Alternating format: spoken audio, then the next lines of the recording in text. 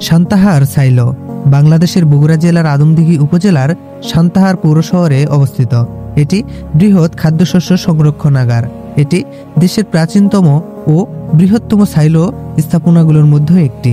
এখানে একদিকে রয়েছে 1969 সালে নির্মিত ঐতিহ্যবাহী সাইলো, অন্যদিকে রয়েছে 2017 সালে উদ্বোধনকৃত দেশের প্রথম বহুতল বিশিষ্ট শীতাতপ নিয়ন্ত্রিত খাদ্য গুদাম। সান্তাহার সাইলো প্রথম পর্যায়ে নির্মিত হয় 1969 সালে। সে সময় জমি ক্রয়সহ 23 তলার সমান উচ্চতার 2টি ভবন ও 25 তলার সমান উচ্চতার একটি ভবন নির্মাণ করা হয়।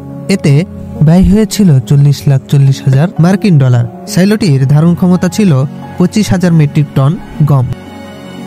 আধুনিক বহুতল খাদ্য গুদামের নির্মাণ কাজ শুরু হয় 2013 সালে। এটি জাইকার আর্থিক সহায়তায় প্রায় 300 কোটি টাকা ব্যয়ে নির্মাণ করা হয়। 2017 সালে 26শে ফেব্রুয়ারি সান্তাহারে দেশের প্রথম আধুনিক খাদ্য গুদাম উদ্বোধন করা হয়। নতুন এই সাইলোটি 6 তলা ভবনের সমান উচ্চতা সম্পন্ন এবং এর ধারণ ক্ষমতা 25,000 মেট্রিক টন।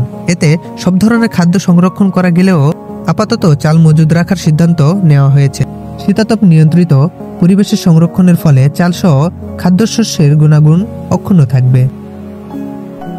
সান্তাহার সাইলো শুধু ইটবালুর একটি স্থাপনা নয়, এটা আদমদীঘি উপজেলা ও আশেপাশের মানুষের গর্ব, নিজের এলাকার প্রতি ভালোবাসার জীবন্ত প্রতীক।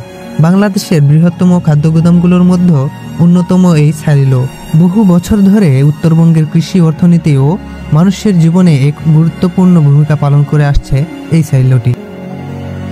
আদমদীঘি উপজেলার একটি গুরুত্বপূর্ণ অংশ হচ্ছে এই সাইলোটি।